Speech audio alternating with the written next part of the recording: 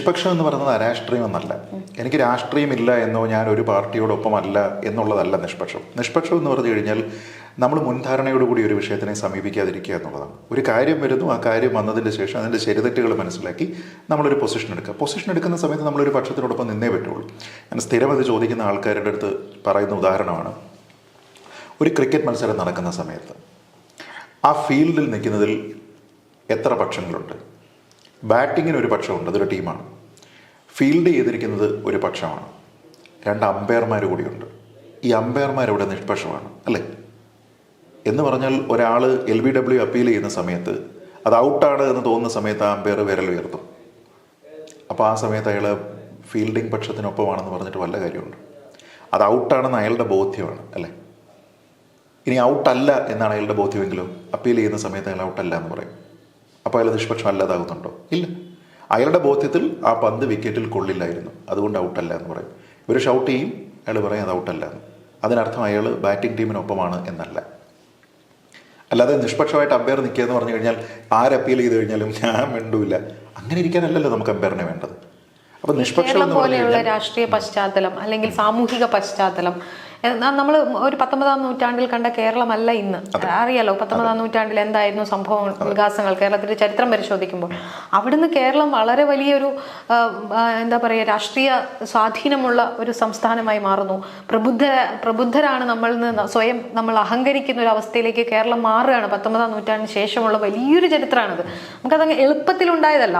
പല പല സാമൂഹ്യ പരിഷ്കർത്താക്കൾ വന്നു, പല പല നവോത്ഥാനങ്ങൾ ഉണ്ടായി. ഇതിനൊക്കെ ശേഷം ഉണ്ടായ ഒരു കാര്യമാണ്.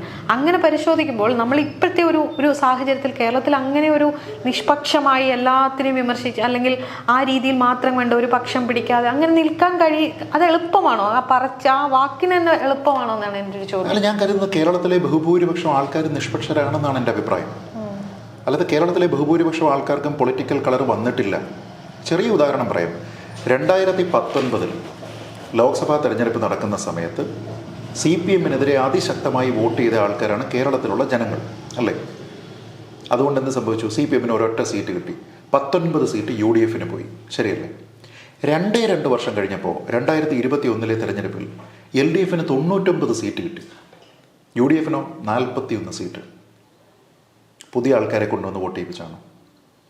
എൻ്റെ ചോദ്യമാണ്, ഈ 2 വർഷത്തിനുള്ളിൽ ഈ 2019 വോട്ട് ചെയ്ത അതേ ആൾക്കാർ തന്നെ 2021 വോട്ട് ചെയ്തിരിക്കുകയല്ലേ? കുറച്ച് പേര് മരിച്ചു പോയിട്ട് കാണും, കുറച്ച് പേര് പുതുതായിട്ട് ആഡ് ചെയ്തിട്ടുണ്ടാവും. ബൾക്ക് എവിടെ നിൽക്കുന്നത്? ആ ബൾക്കാണ് 2019 LDF-നെതിരെ UDF-ന് വോട്ട് ചെയ്തു, 2021 UDF-നെതിരെ LDF-ന് വോട്ട് ചെയ്തു.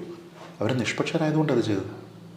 അവർ വിചാരിച്ചു സ്റ്റേറ്റിലേക്ക് സെൻറ്ററിലേക്ക് പോകുന്ന സമയത്ത് ഇന്നയാളിന് കൊടുക്കുന്നതാണ് നല്ലത്. അപ്പോൾ അവർക്ക് പ്രത്യേകിച്ച് പക്ഷം ഉണ്ടായിരുന്നെങ്കിൽ അവർ LDF-ന് കൊടുത്തില്ല. ഇവിടെ അവർ വിചാരിച്ചു ഓക്കെ, കോവിഡ് സമയത്ത് നമ്മുടെ കൂടെ നിന്നത് LDF ആണ്, ശരി അവർക്ക് കൊടുക്കാം. ഇവിടുത്തെ മെജോറിറ്റി ആൾക്കാരും നിഷ്പക്ഷരായിട്ടുള്ള ആൾക്കാരാണ്. ആൾക്കാർക്ക് പൊളിറ്റിക്സ് ഇല്ല. അതുകൊണ്ടാണ് സംഭവിക്കുന്നത്. തൃശ്ശൂർ സുരേഷ് ഗോപി ജയിച്ചപ്പോൾ തൃശ്ശൂരുള്ള ആൾക്കാരെല്ലാം സംഖ്യകളായി. അങ്ങനെയാണോ നമ്മൾ കരുതുന്നത്? അല്ല. അതിനർത്ഥം എന്താ? അവർ വിചാരിച്ചു നമ്മളവരെ എല്ലാം കണ്ടു, ഇപ്പോൾ ഒരു കൊള്ളാവുന്ന കാൻഡിഡേറ്റ് വന്നു, നരേന്ദ്രമോദിക്ക് ഇങ്ങേരുമായിട്ട് വലിയ അടുപ്പമുണ്ട്, ഇയാളുടെ മോടെ കല്യാണത്തിന് വരെ വന്ന് കൈ പിടിച്ചു കൊടുത്തത് ഇയാളാണ്, മോഡിയാണ്. അപ്പോൾ അങ്ങനെയാണെങ്കിൽ ആ ബന്ധം കൊണ്ട് നമുക്കും ഗുണമുണ്ടാവും, അതുകൊണ്ടാണ് വോട്ട് ചെയ്തു അല്ലേ?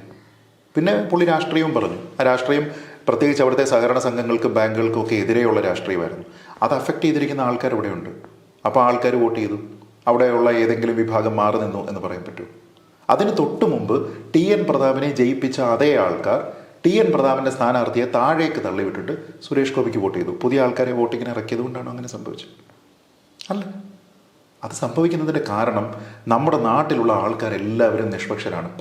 കോർ പാർട്ടിക്കാരെന്ന് പറഞ്ഞാൽ ഓരോ മണ്ഡലത്തിലും വളരെ കുറവേ ഉള്ളൂ.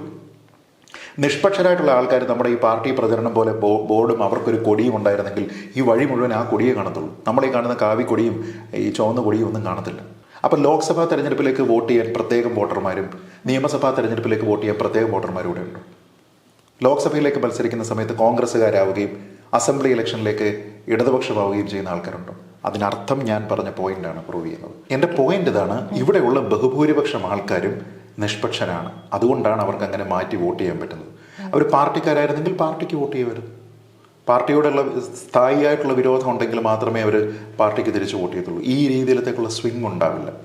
ആ സ്വിങ് ഉണ്ടാവണമെങ്കിൽ ഇവിടെയുള്ള ആൾക്കാരെല്ലാവരും, മെജോറിറ്റി ഇവിടെയുള്ളവർ നിഷ്പക്ഷരാണ്. സ്റ്റേറ്റുകളുടെ ഒരു ചരിത്രം എടുക്കുമ്പോൾ അന്ന് ഏറ്റവും മോശമായി നിന്ന ജാതീയതയുടെ പേരിൽ, ദാരിദ്ര്യത്തിന്റെ പേരിൽ ഏത് മേഖലയിലാണ് ആ കാലത്ത് കേരളത്തെ ഭ്രാന്താലയം എന്ന് വിശേഷിപ്പിച്ചത് പോലും ആ അവസ്ഥയിലാണല്ലോ. അപ്പൊ അവിടുന്ന് ഇങ്ങോട്ടേക്ക് കേരളത്തിൽ ഒരുപാട് മാറ്റങ്ങൾ ഉണ്ടായിട്ടുണ്ട്. ചെറുതായി കാണാൻ പറ്റില്ലല്ലോ. അല്ല, ഞാൻ അതല്ല, നമ്മുടെ നേട്ടങ്ങളെയോ നമ്മൾ കൈവച്ചിരിക്കുന്ന നല്ല കാര്യങ്ങളെയോ ഞാൻ തള്ളിപ്പറയുകയല്ല. നമ്മൾ പ്രബുദ്ധ ജനത എന്ന് പറയുന്നത് എന്തിനാണ്? അത് റേസിസമാണെന്നേ. അതെന്താ? ബീഹാറി പ്രബുദ്ധനല്ലേ? ഉത്തർപ്രദേശുകാരൻ പ്രബുദ്ധനല്ലേ? ഡൽഹിക്കാരൻ പ്രബുദ്ധനല്ലേ? നമുക്കെന്താ ഈ പ്രബുദ്ധത? എന്താ? തമിഴ്നാട്ടുകാരന് പ്രബുദ്ധതയില്ലേ? കന്നഡക്കാരൻ എന്താ പ്രബുദ്ധതയില്ലേ? എന്താ നമ്മൾ അവകാശപ്പെടുന്നത്? ആര്യൻ റേസ് ഈസ് സുപ്രീം എന്നുള്ള ഹിറ്റ്ലറുടെ കോൺസെപ്റ്റാണത്. ഞാൻ മറ്റവനേക്കാൾ മുകളിലാണ്. അത് നമ്മൾ നടിക്കുക, അത് കാപട്യമാണ്. വേറൊരാളിനും ഇല്ലാത്ത എന്തോ നമുക്കുണ്ട്. അതുകൊണ്ടാണ് നമ്മൾ കമ്മ്യൂണിസ്റ്റുകാരെ ഇന്ത്യയിൽ മൊത്തം തള്ളിക്കടന്നിട്ട്. കമ്മ്യൂണിസം എന്നുള്ള രീതിയിലല്ല, കമ്മ്യൂണിസവും ഈ കേരളത്തിന്റെ ഒരു രാഷ്ട്രീയ ചരിത്രം വെച്ചാൽ കമ്മ്യൂണിസത്തിനും പങ്കുണ്ട്. അല്ല, ഞാൻ ഇല്ലെന്നല്ല ഞാൻ പറഞ്ഞത്. ഈ പറയുന്ന പ്രബുദ്ധത കാരണം ശ്രീനാരായണ ഗുരുവിന് പങ്കില്ലേ? എല്ലാവർക്കും പങ്കുണ്ട്. സാമൂഹ്യ പരിഷ്കർത്താക്കൾക്ക് പങ്കുണ്ട്. സാമൂഹ്യ പരിഷ്കർത്താക്കൾ കേരളത്തിൽ മാത്രമല്ല. അല്ല ഞാൻ പറയുന്നത് ഈ സ്റ്റേറ്റ് എന്ന രീതിയിൽ എപ്പോഴും കേരളത്തെ മാറ്റി ചിന്തിക്കുന്നത് എന്തുകൊണ്ടാണെന്നുള്ളതാണ്. അല്ല, ഞാൻ പറഞ്ഞത് ആ മാറ്റി ചിന്തിക്കുക എന്ന് പറയുന്നത് രണ്ട് രീതിയിൽ കാണാം. നേരത്തെ പറഞ്ഞു, ഒന്ന് BJP-യോട് അക്സെപ്റ്റൻസ് ഇല്ലാതിരിക്കുക എന്ന് പറയുന്ന, നമ്മളെ അവിടുത്തെ ചെക്ക് പോസ്റ്റിന് ഇപ്പുറത്തേക്ക് BJP-യെ കയറ്റില്ല എന്ന് പറയുന്ന ഒരു സാധനം. മറ്റെല്ലാ ചെക്ക് പോസ്റ്റുകളിലും തടഞ്ഞിരിക്കുന്ന CPM-നെ നമ്മളിവിടെ സ്വീകരിച്ചിരിക്കുന്നു എന്ന് പറയുന്ന സമയത്ത് അതിൽ പോസിറ്റീവായിട്ടാണോ അതിനെ കാണേണ്ടത്, നെഗറ്റീവായിട്ടാണോ കാണേണ്ടത്? ഇതേ പ്രബുദ്ധ ജനത നമ്മുടെ തൊട്ട് മുമ്പത്തെ തലമുറ, ഈ തലമുറയ്ക്ക് കാര്യമായ വ്യത്യാസം അതിൽ നിന്നില്ല.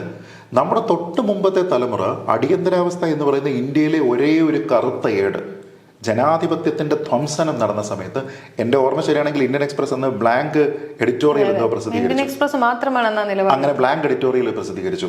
അങ്ങനെയുള്ള ഒരു സംഭവം കഴിഞ്ഞതിന് ശേഷം കോൺഗ്രസിന് സമ്പൂർണ്ണ ആധിപത്യത്തിൽ ഒരു തെരഞ്ഞെടുപ്പിൽ നമ്മൾ ജയിപ്പിച്ചു വിടുക എന്ന് പറഞ്ഞു കഴിഞ്ഞാൽ എന്ത് രാഷ്ട്രീയ പ്രബുദ്ധതയുള്ളത്? നമ്മുടെ പഴയ തലമുറയിൽ നിന്ന് ഇൻഹെറിറ്റ് ചെയ്തതാണല്ലോ നമുക്ക് കിട്ടുന്നത്. എന്ത് രാഷ്ട്രീയ പ്രബുദ്ധതയുള്ളത്? ഞാൻ പറഞ്ഞത് അത് രാഷ്ട്രീയ പ്രബുദ്ധതയല്ല. നമ്മളെക്കാൾ സൂപ്പർലേറ്റീവ് തിങ്കിങ് ഉള്ള, മനുഷ്യാവകാശങ്ങളെക്കുറിച്ച് ബോധ്യമുള്ള ഇന്ത്യയിലെ മറ്റെല്ലാ സ്ഥലങ്ങളിലുമുള്ള ജനത അങ്ങനെയുള്ള ഒരു സർക്കാരിനെ തൂത്തെറിഞ്ഞു. അങ്ങനെ ഇന്ദിരാഗാന്ധി പോലും തെരഞ്ഞെടുപ്പിൽ പരാജയപ്പെട്ടു. ആ സമയത്ത് ഇവിടെ കോൺഗ്രസ് ജയിക്കുകയാണ്. എന്താ അതിൻ്റെ അകത്തിലെ പ്രബുദ്ധത? നമുക്ക് എന്തെങ്കിലും പ്രബുദ്ധത അവകാശപ്പെടാൻ പറ്റുമോ?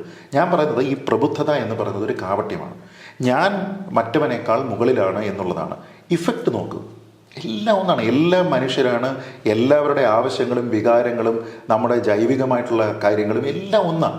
ഒരു വ്യത്യാസവും ഇല്ല. ഒരുപക്ഷെ ബംഗാളിലെയോ ത്രിപുരയിലെയോ പോലെ നമ്മുടെ നാട്ടിലെ കമ്മ്യൂണിസ്റ്റ് പാർട്ടിയും പ്രവർത്തിച്ചാൽ അവരും തൂത്തെറിയപ്പെടും. മറ്റുള്ള സംസ്ഥാനങ്ങളിലേതുപോലെ BJP ഇവിടെയും പ്രവർത്തിച്ചാൽ അവരും സ്വീകരിക്കപ്പെടും.